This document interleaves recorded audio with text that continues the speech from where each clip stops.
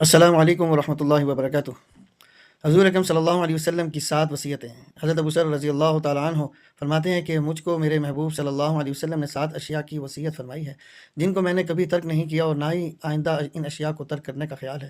سب سے پہلی بات تو یہ ہے کہ مجھ کو حضرت نبی صلی اللہ علیہ وسلم نے غرباء اور فقراء سے تعلق رکھنے اور ان کے ساتھ محبت کرنے کا حکم دیا ہے اور ان کے حال میں شریک رہنے کی وصیت فرمائی۔ نمبر 2، یہ خداوند قدس کے حقوق کے متعلق کسی معاملہ میں کسی شخص کے کو برا بھلا کہنے کا خیال نہ کرو۔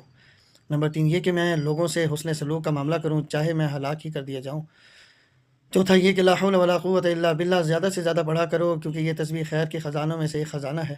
نمبر 5، یہ کہ جو لوگ مال میں مجھ سے کم ہیں ان کی طرف نظر کروں اور ان لوگوں کو نہ دیکھوں جو مال و دولت میں مجھ سے زیادہ ہیں۔ یہ کہ میں کسی شخص سے کبھی کچھ نہ مانگوں۔ نمبر 6۔ نمبر 7، یہ کہ میں کلمہ حق بلند کرتا رہوں چاہے کسی شخص کو وہ کلمہ ناگوار ہی کیوں نہ لگے۔ اسی وجہ سے حضرت ابو ذر رضی اللہ تعالیٰ عنہ کا مزاج یہ تھا کہ اگر ان کے ہاتھ سے کبھی کوئی کوڑا وغیرہ نیچے گر جاتا تو کسی کو کوڑا وغیرہ اٹھانے کے واسطے نہ کہتے۔ تنبیہ العالمین۔ بس میرے بھائیو دوستوں بزرگوں، یہ ہمارے بزرگان ہیں جن کے نقش قدم پہ ہمیں چلنے کا کہا گیا ہے اور روز محشر فرمایا جائے گا صحابہ اکرام کی فوٹو کاپی بن کر آؤ۔ تو ہم اس چیز کا خیال کریں اور اللہ تعالیٰ کو راضی کرتے رہیں اور غریب غربا کا خیال کریں۔ السلام علیکم ورحمۃ اللہ وبرکاتہ۔ السلام علیکم ورحمۃ اللہ وبرکاتہ۔ حضور اکرم صلی اللہ علیہ وسلم کی 7 وصیتیں۔ حضرت ابو ذر رضی اللہ تعالیٰ عنہ فرماتے ہیں کہ مجھ کو میرے محبوب صلی اللہ علیہ وسلم نے 7 اشیاء کی وصیت فرمائی ہے جن کو میں نے کبھی ترک نہیں کیا اور نہ ہی آئندہ ان اشیاء کو ترک کرنے کا خیال ہے۔ نمبر 1، سب سے پہلی بات تو یہ ہے کہ مجھ کو حضرت نبی صلی اللہ علیہ وسلم نے غرباء اور فقراء سے تعلق رکھنے اور ان کے ساتھ محبت کرنے کا حکم دیا ہے اور ان کے حال میں شریک رہنے کی وصیت فرمائی ہے۔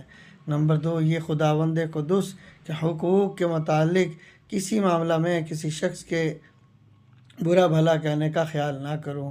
نمبر 3، یہ کہ میں لوگوں سے حسن سلوک کا معاملہ کروں چاہے میں ہلاک ہی کر دیا جاؤں۔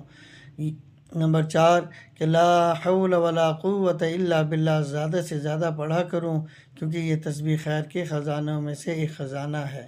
نمبر 5، یہ کہ لوگ مال میں مجھ سے کم ہیں اور ان کی طرف نظر کروں اور ان لوگوں کو نہ دیکھوں جو مال و دولت میں مجھ سے زیادہ ہیں۔ نمبر 6، کہ میں کسی شخص سے کبھی کچھ نہ مانگوں۔ نمبر 7، یہ کہ کلمہ حق بلند کرتا رہوں چاہے کسی شخص کو وہ کلمہ ناگوار ہی کیوں نہ لگے۔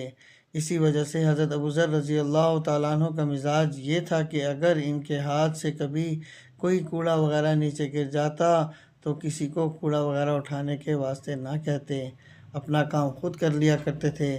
میرے بھائیوں دوستوں بزرگوں، یہ صحابہ تھے جن کی مثالیں آج تک ملتی ہیں اور تا قیامت ان کی مثالیں دی جائیں گی کیونکہ نبی اکرم صلی اللہ علیہ وسلم کے یاروں میں سے تھے، ان کا ساتھ دینے والوں میں سے تھے، ان کے اوپر جان نچھاور کرنے والوں میں سے تھے اور اللہ کے حقوق کو پورا کرنے والے تھے۔